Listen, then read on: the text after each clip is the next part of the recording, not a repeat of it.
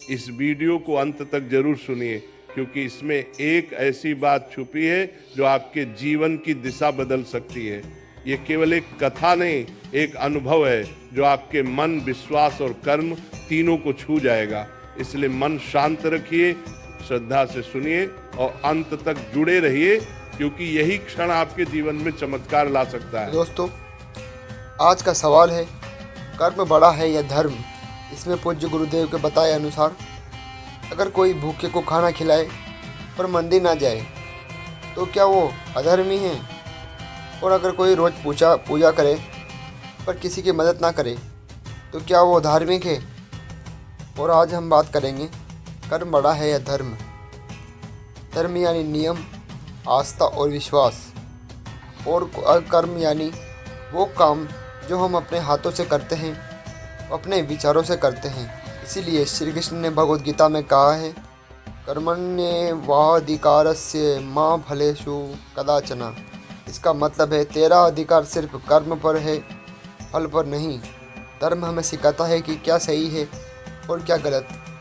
अगर धर्म ना हो तो कर्म की दिशा ही खो जाएगी।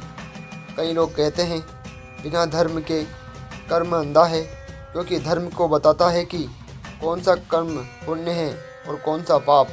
उदाहरण देकर स्पष्ट हो रहा है कि रामायण में श्री राम ने धर्म के लिए वनवास स्वीकार किया, कृष्ण ने धर्म की रक्षा के लिए महाभारत लड़ी। इसलिए धर्म को कर्म से ऊपर बताया गया है।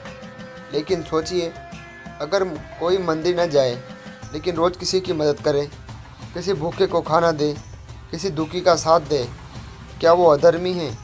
भगवान खुद कहते हैं, जो मनुष्य दूसरों की भलाई करता है वही मेरा सच्चा भक्त है। कर्म से ही धर्म जीवित रहता है। बिना अच्छे कर्म के धर्म सिर्फ शब्द बनकर रह जाता है।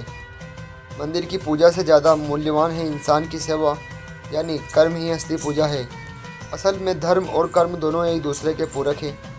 धर्म हमें रास्ता दिखाता है और कर्म उसे रास्ते पर चलता है। धर्म दिशा है, कर्म गति। धर्म ज्ञान है और कर्म उसका प्रयोग। अगर धर्म दीपक है तो कर्म उसकी लौ है। धर्म बिना कर्म में अधूरा है और कर्म बिना धर्म से भटका। इसलिए निष्कर्ष सिर्फ एक है, धर्म सिखाता है कि क्या करना है और कर्म दिखाता है कि हमें क्या सीखा है। इसमें धर्म बताता है कि रास्ता और कर्म उस रास्ते पर अमर